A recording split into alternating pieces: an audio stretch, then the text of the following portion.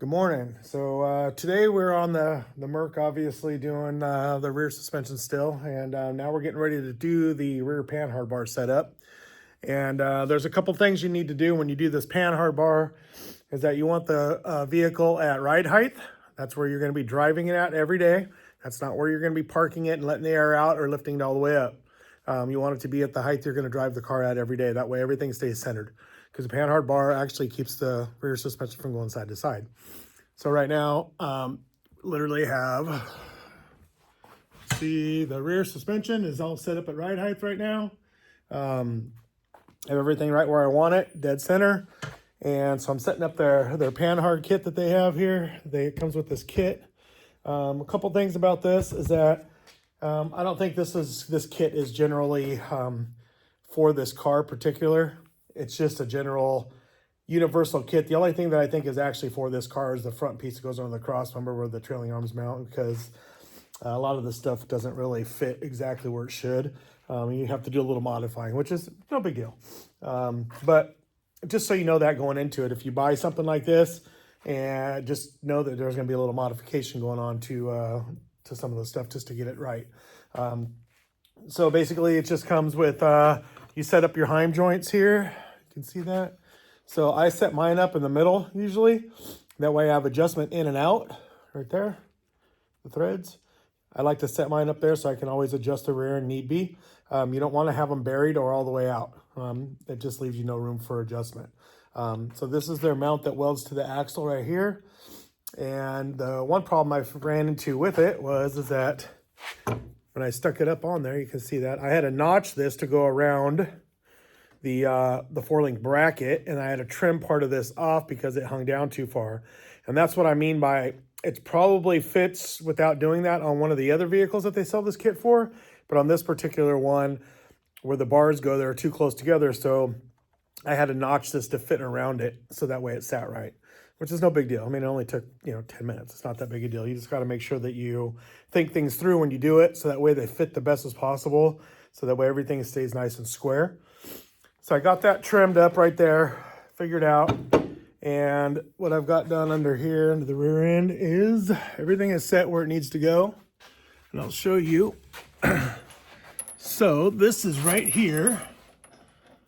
Right there, you see that? Right there is where that was hitting, and I had to notch it to go around this, okay? So, no big deal. And then it will go and it will attach on the other side up here on the notch, okay? And I've only cut out the minimum of the floor like we talked before for all this to travel. There might need more cutting for the Panhard bar now. I'm not sure yet. So what I do is I get it in there at ride height, and then I cycle the suspension. Make sure the suspension goes all the way up and all the way down, and there's clearance. And if there's not, then I need to trim out more of the floor. But right now, what we're gonna do is we're gonna get onto the installing this in there, getting it marked, tacked into place, and then we'll move on to the rear shock mounts and airbag mounts. And once everything is tacked right where I got it and right where I like it, I will cycle the suspension. Once it's good, then I'll just go ahead and I'll pull everything out of the rear end, the whole rear end out. I'll pull everything apart, and I'll weld it really good out of the car so I can get to everything. I'll weld everything up 100%, clean it all, get it all good, and then we'll paint it and reassemble it that way. Also, one other thing I like to do before we do that is actually make the brake lines. Any lines that need to be made or tabs put on the rear, and do all that before you pull it all apart. So that way when you paint it and put it back in, everything is clean. You're not trying to go back and bend lines over a freshly painted rear end and all that. It just makes a big mess. So it's easier just to do it all right then. So, anyway, first and foremost, we'll just go ahead and we'll just get on this right here and get this thing knocked out and get it in the car. Your gloves and your helmet. So that way when you're ready to go, it's right there. I have this cool little light on this helmet. This is LED light. It's super cool. I think it was like a 2-pack for, I don't forget the price exactly, but off of Amazon. So it's kind of cool. You put one on your head. It just makes it easier to see when you're welding, and has like 3 different settings: bright, spotlight, all kinds of cool little stuff. So it just helps whenever you're in a dark area like this, especially underneath a car. You just don't have a lot of room to see what you're doing. It just makes it a lot easier. Also, here's another thing: when you're welding and you are upside down like this, turn your wire speed up. That way it's not falling down on top of you. A lot of people go, oh, I can't weld upside down. Yeah, it's because your wire speed stays the same. So when you're going up down, the gravity, guess what? The wire speed, the wires, all that stuff's coming down on top of you. So turn your wire speed up a little bit. If you go to start to tack it, it's starting to want to fall on you, turn your wire speed up to adjust for that. And then just throw a couple tacks on, just hold it in place.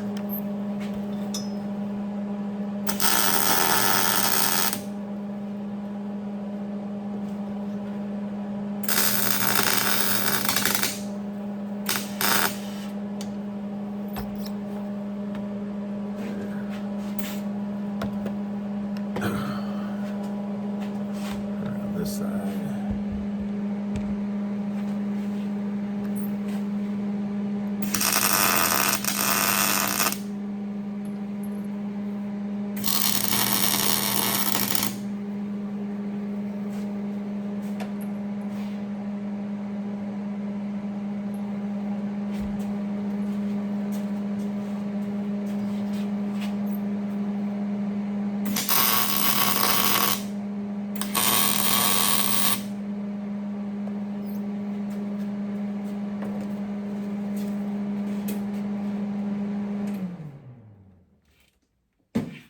Okay, once you feel good about a few tack welds on there,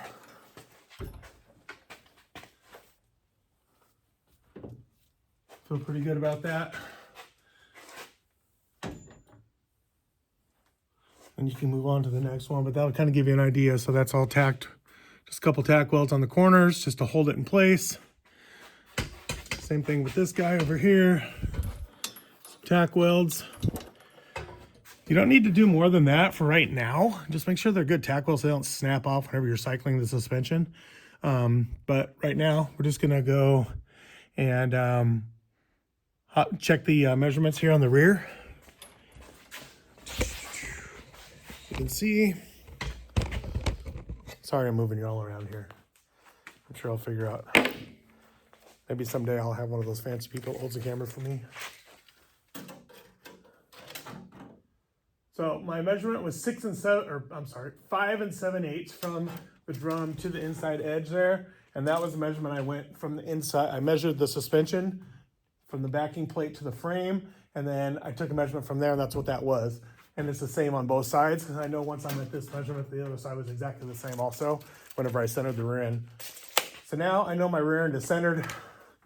Yeah, see, so now it's going to stay. I mean, everything's not tight yet, 100%, but it is going to stay right where I put it now. So now I don't have to worry about barely bumping it, and it's out of whack where it was. So my next plan of operation is, let's turn this down and grab some of this stuff. So this is the rear. They just give you a tube with some bungs welded in. I mean, they are TIG welded. The TIG welds are nice. I mean, the quality of the way the things are made, it's very nice. Like, all the quality is good. You know, for somebody like me, this is a great kit because very minimal work for me to do to make it work. A lot of people, maybe if you don't have any fabrication skills, you go to put it in, it doesn't exactly fit, then you get frustrated and say, oh, well, their stuff sucks. Well, you know, I understand why they make it. This stuff can generally be used on probably 10 different types of cars, or maybe 5 different types of cars. And the only thing they really had to change is the center section, which I'll show you so you understand what I'm talking about. The center section right here, where the bars mount to, because it needs to be made for this car, obviously, to fit in this exact area right here, okay? So I'm sure when they do that, you know, the other stuff is just the same for all the other vehicles. So there's a little variances here and there. But for me, I mean, very minimal adjustments I needed to make for it. The problem with the kit, it comes with 0 directions whatsoever. And you may say, oh, well, if you know what you're doing, you don't need directions. No, not so much. When you get a kit that has this many pieces and there's a lot of variables, you kind of want to have a starting point. Like, roughly, if you set your frame up generally at 5 inches off the ground or 4 inches off the ground, this is where you can kind of start. There should be some general points to go off of with this stuff, and there's not. So it just takes a lot more time to figure it out and measure and everything. So, I mean, it's not a problem. It's a lot more time consuming than, you know, being able to take some reference points. So that's kind of why I'm doing this video. So that way, if anybody has a Merc like this, you can go back and kind of see kind of how we did it and kind of get some reference points on where everything goes. So it takes a lot of the guesswork out of it for you. I asked for videos and pictures. They sent me some of different cars, but none of an actual Merc that they actually put the stuff on. I think it would be a huge help if they actually did a quick video or even some pictures just to post on and just give you a link to. If they did that, you'd be able to go and just take some reference points quickly and make things a little bit easier and a lot of the guesswork out. Okay, so that's kind of what we're trying to do here. These are super popular cars, and you know, a lot of people want to bag them, lay them on the ground. So this is a good way to do it yourself if you want to, or pay a shop to do it and install it. It is time consuming, so it's not going to be a cheap install, obviously, but it's well worth it in the end, because you're going to have a nice, good traveling, good suspension travel, a good ride, and you know, you're not going to have minimum cutouts of your floor. When it's all back together, it's going to be very minimal. Your stock interior will go back in. So so we're going to start with the next cross member. They sell this cross member with this here. So this is what it comes with here. Comes with, these are actually upper airbag mounts that mount to this cross member. Okay, so they go like that. Grab the other one.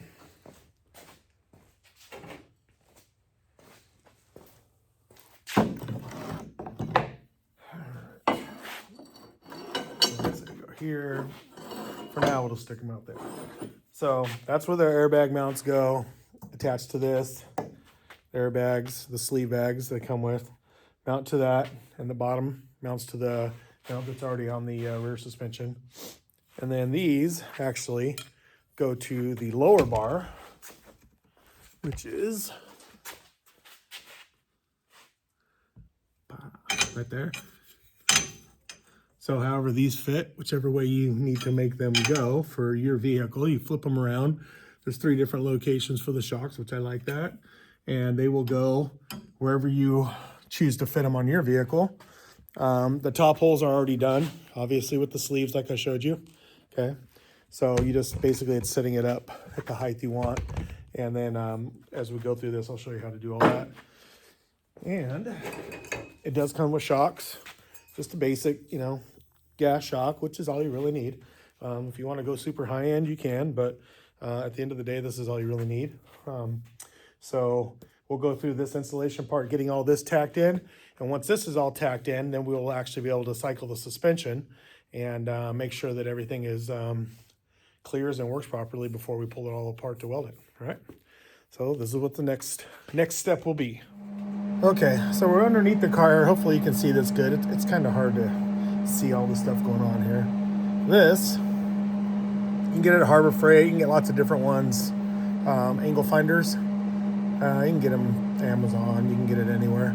Digital ones, they're kind of nice because they're magnetic on the bottom.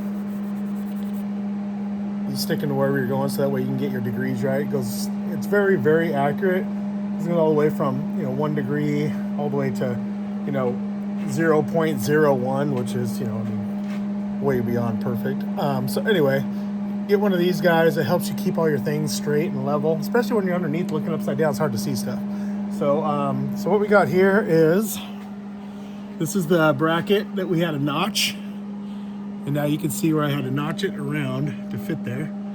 So I have it set there with a little tack just to hold it up in place because I'm by myself and it's just too hard to hold everything here. Line it up. You take this guy, put it on top of there. I don't know if you can really see it, but it's 0, 0, 0, so it's at 0 degrees level. Height-wise going this way, okay? And that's what you want. You want all this stuff level at right height like we were talking. So set that there. I have my threads where I want them. And then I have this side held up over here. And you can see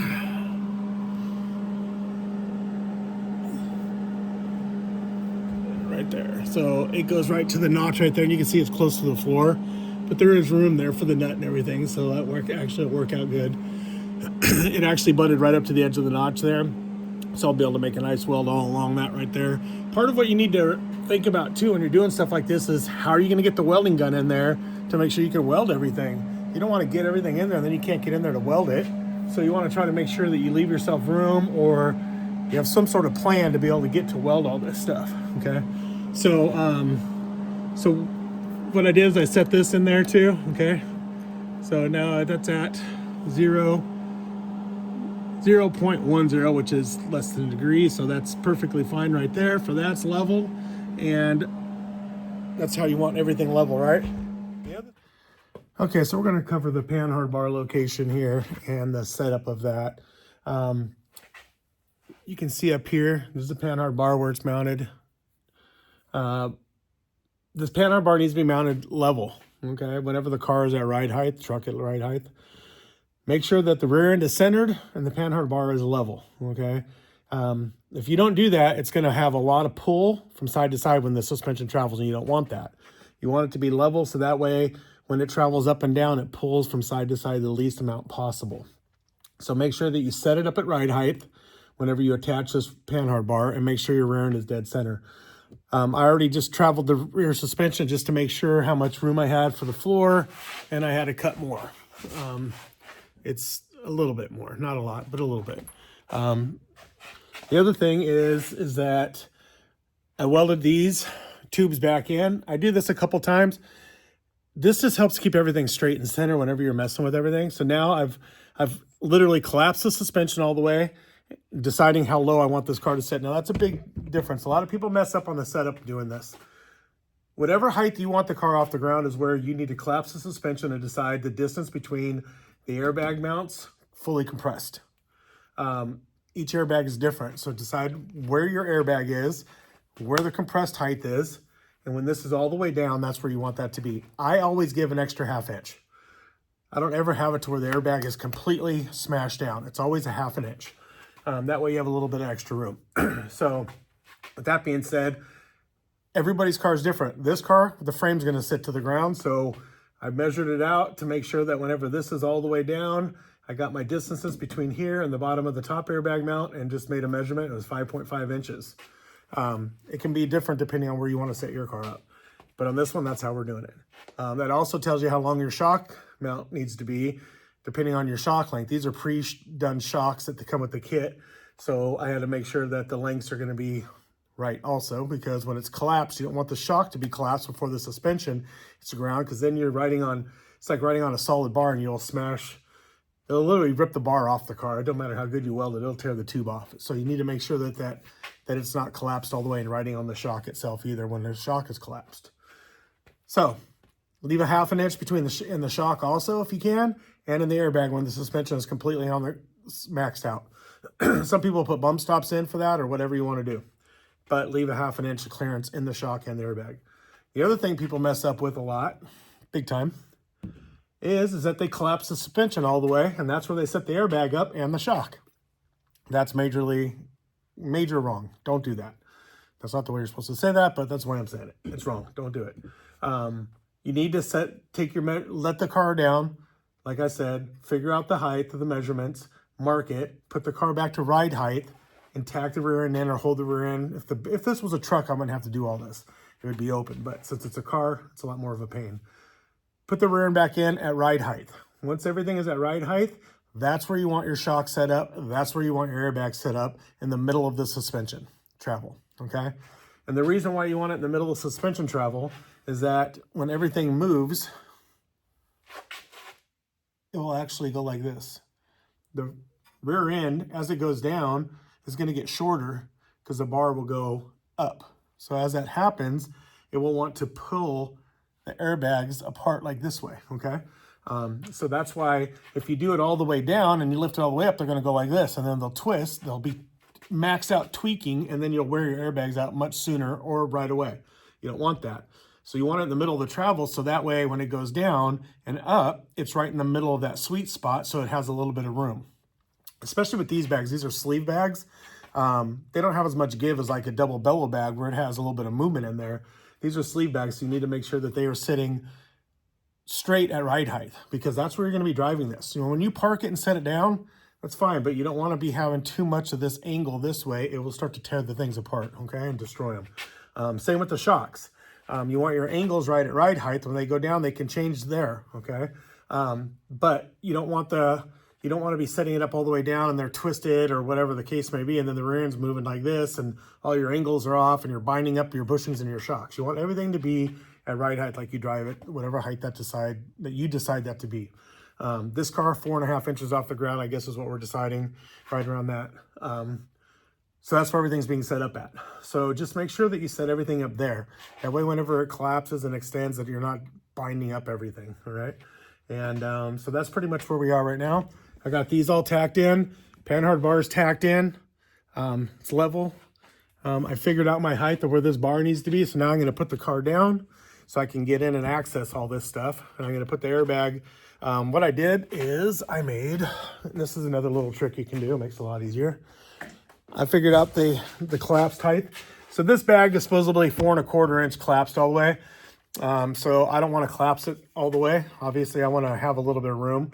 So I did 4 3/4 on this bag or whatever. It was 4 inches, I did 4 3/4. So I just made 4 3/4 inch blocks, okay? Wood blocks, they'll just sit here. I'll put one on each side.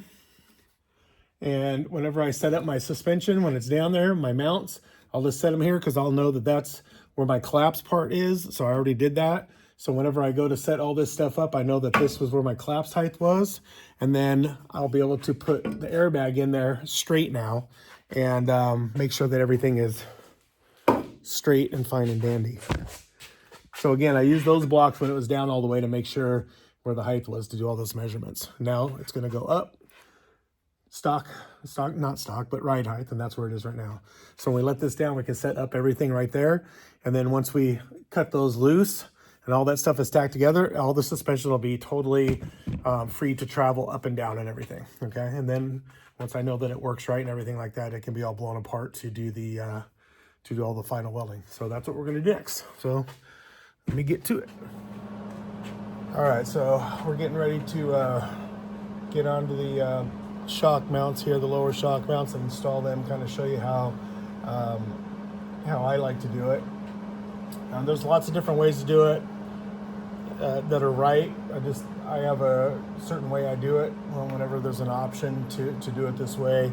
Sometimes, unfortunately, things are in the way or whatever. There's a lot of different ways to mount shocks, but this is a kit, so I kind of had to go off of what they have.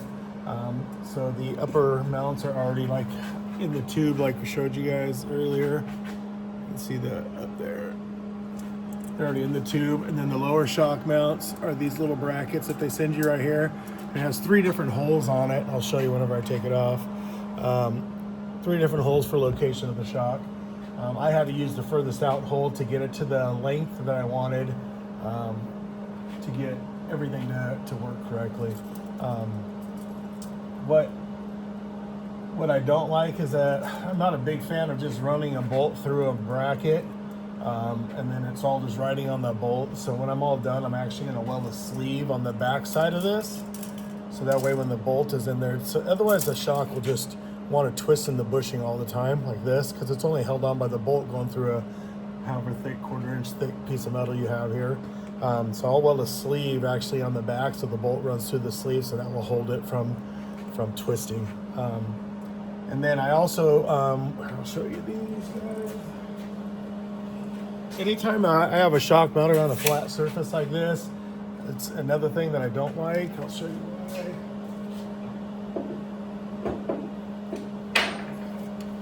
So when you have a shock mounted on a flat surface, okay, if it was like on that tube right there, what's gonna happen is that flat, you can see, it's gonna come right up here. So any articulation or movement, it's gonna wanna hit the shock body, okay? Or come close to it. If it moves in and out of driveways or whatever, you're moving your suspension around, there's a possibility that it's gonna start to dig into that body. I've seen it a million times. So I don't do that. I won't mount it flat right there. And I don't wanna stack washers in there. It's cheesy. I mean, if that's all you have, that's all you have, it'll work. But I have these little spacers, 1/2 inch spacers. And so what I do is I just bolt the spacer on between the bracket And that way it gives me a little bit of room there for articulation of movement for no matter what. That way you don't have to worry about the thing digging into the shock body and tearing it up. So these are just 1/2 inch spacers. They're 1 inch diameter, 1/2 inch inside diameter, and 1/2 inch thick. So they work perfect for this. I usually carry a whole bunch of those or try to keep them around if I can. If not, you can just cut them out of some 250 wall, 1 inch DOM if you have that too. You can just cut a bunch of spacers out of that. So basically that's what I'll do on the bottom. I'll mount that through there and I'll show you. But right now how I have this set up is basically I figured out my height of my shock when it's collapsed, okay? You need to know, since these are pre-shocks that came with the kit, they collapsed to 11 inches, so I made sure that I had 11, and I actually ended up with only 11 and a quarter. So I have 11 and a quarter, so I actually have only a 1/4 inch of shock before it goes down all the way, and that's kind of the only way I could really make it work with this setup. So when it's sitting on the ground all the way, I still have a 1/4 inch of shock. It's not bound up in there. That's still, it's cutting it close, but it'll still work. So anyway, so I have 11 and a 1/4 inches whenever the suspension is collapsed all the way, the frame on the ground. And then you take your measurement, you put the shock on, you let it extend to make sure that it's going to go as high as it can. This shock goes out, it collapses at 11, goes out to 17 and a half, or 17 and 5/8 extended. So I got plenty of travel through the shock. You want to make sure that your shock doesn't overextend, so you're driving on the road and you hit a bump and it's just pulling on the suspension, banging on it, it's going to rip things off. The same as when the suspension is down, you want to try to keep the shock from, have a tiny bit of room play, so that way it's not just all the suspension sitting on the shock, those 2 bolts and these brackets, because it will start tearing things apart. So very important with that. So I had to keep the angle of these lower brackets here. Stuff everywhere here. So I had to keep the angle of the lower brackets. Let's see if you can see these here good. Right here. At a certain angle so that the shock didn't bind into it. You know what I mean? So the shock was flat at ride height. So this is all set up at ride height like we talked about earlier. So everything's set up at ride height. So that way everything works perfectly where you're driving it at every day. The other thing with this is that I figured out the length, tack this bracket on right here, and then I just put a bar across and clamp them together, so that way I know that the angle is the same when you stick it on there. So that way you're not trying to do one and then another one. You're trying to get the angle exactly right. So you just clamp it together. It'll hold it at that angle, and then make sure all your stuff is level. Put your little degree indicator up there. Make sure it's level. Everything is across is the same. These things kind of center themselves because they're already cut out from radius around the tubing. So but there is a little bit of wiggle room in there. So just definitely double check it. Don't just throw it up on there. There's about an 1/8 inch of wiggle room on each side of those. So make sure that you throw it up there with a degree indicator and or a level. If you have a level, just throw that up there. Make sure this stuff is level. Get them up on there. I just measured the spacing between the sides. This is 1 inch and a 1/16 on both sides. Set those both up there. So now I just need to tack this one in and tack it real quick.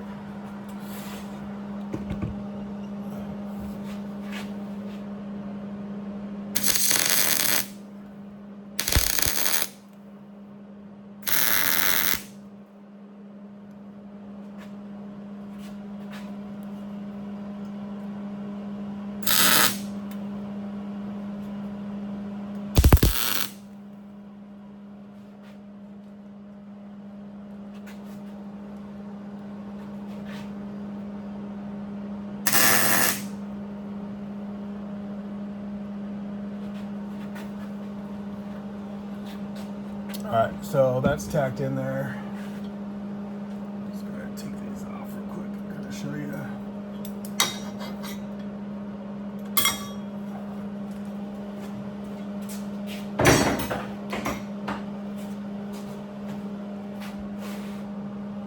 So now you can see where those go down here. And if you look down, you can see that they're at a slight angle, and that's the same exact angle as all the rest of this going up and down in the travel. So that way the shock sits flush against those. It's not twisted. Because they will twist a little bit when the suspension goes down, because it's going to go forward a little bit. So that's why you don't want it already in a bind. So when it goes forward and it twists, it's tearing things up. Right now it's flat. It's right where it should be at ride height. And when it goes down, it can have room to move a little bit back and forth. And if you put the spacer on there, you won't have to worry about anything. That'll give you all the room you need for a little bit of movement. Okay, so basically that's the bottom shock mount setup. The top we didn't have to worry about, obviously, because they're already in the tubing that comes with the kit. Now this kit, you gotta double check things. The tube that they sent, they just cut the tube off. These things were not centered in the tube, so I had to double check everything and center the tube and center the bungs just to make sure before I start cutting it. If I would have just measured to the tube and cut it off, my bungs were off centered 1/4 inch. So I had to make sure that whenever I trimmed the tube, that I went off the center of the bungs and then trimmed the tube, because it was different from side to side. They just probably whacked off a piece of metal and just sent it out. So just double check that kind of stuff so you don't end up messing up something. Put it in there and then one tab is off more than the other. That's pretty much it for that right there. Obviously the lower airbag mount is right here on this bracket on the kit that it comes with. The upper airbag mount, and that goes onto the tube that came up here. Whenever I had it down, I measured that and I showed you earlier. So I tacked those in place. So the upper mounts are tacked in place along with whenever I did the shock right here. So basically what we're gonna do now is we're gonna go ahead and I'm going to probably go ahead and just start to cut all this loose and then just cycle the suspension one last time to make sure everything works with the airbags in it and the shocks on it, to make sure that everything works correctly. And once I know it works correctly, then I'm gonna bend up some brake lines. And once the brake lines are done, I'm gonna pull the rear end out of this thing and weld up everything that's under here. Also, when you're doing a lot of tack welds under here, help you later, don't do big ginormous tack welds if you can help it. Just keep them small, so that way when you go to re-weld things, it's cleaner. Sometimes I see people with big 1/4 inch gobs of metal all over everything, then you gotta clean it all. There's a couple I got to clean on here on the rear end because I had to tack, get it all right. But try to keep it so your cleanup is minimal, so when you weld, it's a little bit cleaner. So that's pretty much it from under here. You can kind of see where these bars go to, right up under here, and how they're all connected to here. This has holes. Originally, I was like, well, do you bolt this in? Or I'm not a big fan of bolting stuff like this in. And then when I called the guy and got a hold of him, he's like, they just plug weld those, which makes more sense, and then weld around the whole outside of that too. So you can plug weld these and then weld around the whole outside, and that'll be good for that. So that's pretty much it. So it uses these pretty cool Johnny joints up here in the front, which I do like for articulation. But yeah, so all in all, so far pretty good. And we'll finish this little bit up here, and I'll cut it loose and we'll cycle the suspension. And once the suspension is all cycled, then we will blow this sucker apart. So now I got the suspension collapsed all the way up in here. I can address the e-brake cable brackets and e-brake cables. All this stuff worked on this car, so I want to make it work still. A lot of people take it out, but I like having it. I think it's might as well keep it in there if you can. I had to unbolt the old e-brake brackets, and they wouldn't. Once the rear end goes up all the way, you can see that the bracket was mounted here, and then the cable goes under the frame. It's down all the way, and I got some nice little play, which is good. That's how I want it. You can't go any lower than that. That's with the frame on the ground. But the original one wouldn't work, so I had to remake some tabs and make some new brackets that actually let it to where it'll go down all the way and lift all the way and still have plenty of tension and everything on the e-brake cables. So what I did is I made these little tabs here, and then I'm gusseting the tops of them right now. This is on the other side, so I'm just welding those in, getting ready to weld them all the way in right now. So I'm going to do that real quick, and then the e-brakes will be all done, and then I can move on to the next section. When I'm welding underneath stuff like this, where I have a lot of area inside here that's tight, I like to spray WD-40 in there. You can use anti-splatter, WD-40, whichever one you have on hand. It'll help keep the weld from all the splatter from sticking, okay? And that way you don't have to worry about getting in there and picking out all the little pieces of metal that stick to it. So it works really well for that. So I'm gonna go ahead and buzz this in real quick.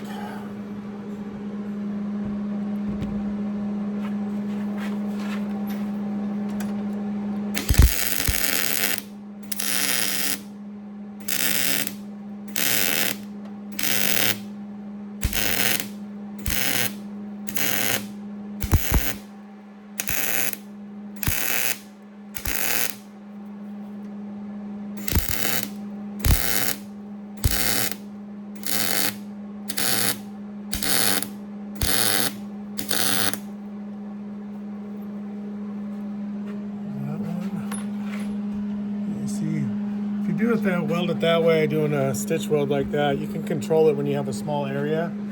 If you try to go really fast on that and it's not that thick, it's 1/8 inch, you can build it up on there and look goopy. So if you just kind of stitch weld that along, you can control the weld really good and keep the weld nice and clean. You can probably see it up there too. So control it good. Weld the rest of it real quick.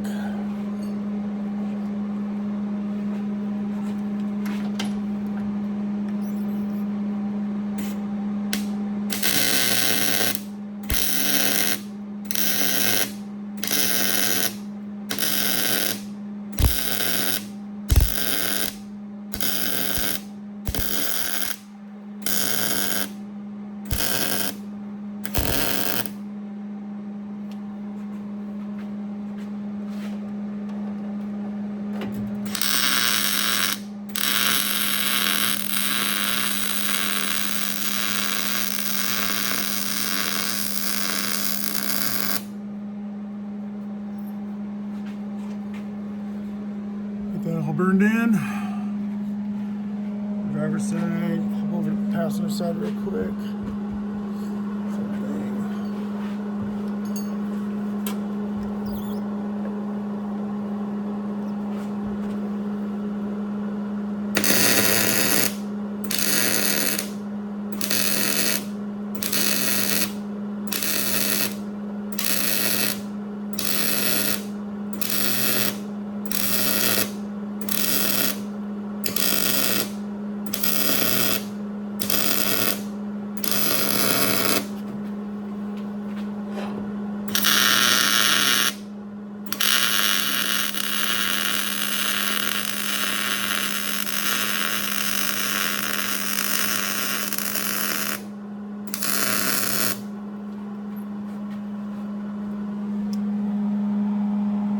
Those are all welded in good now.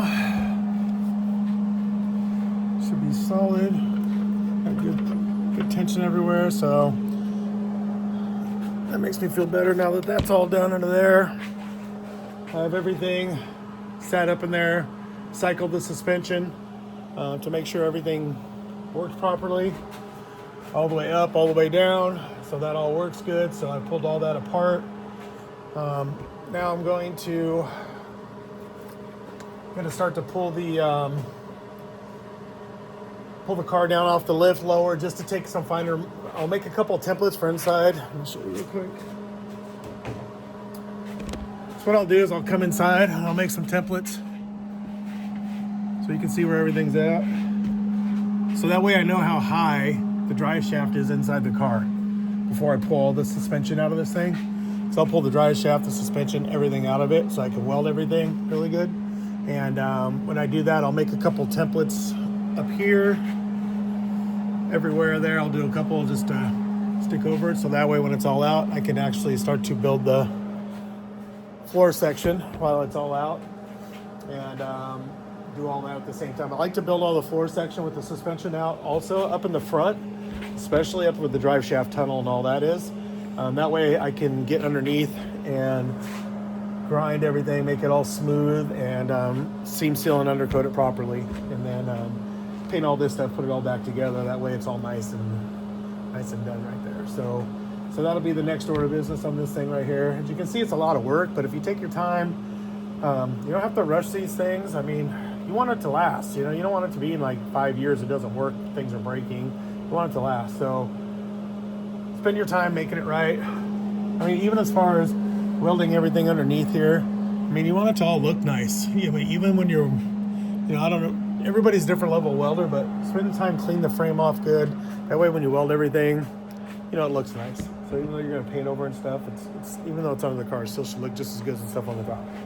So we'll get to the next part of it.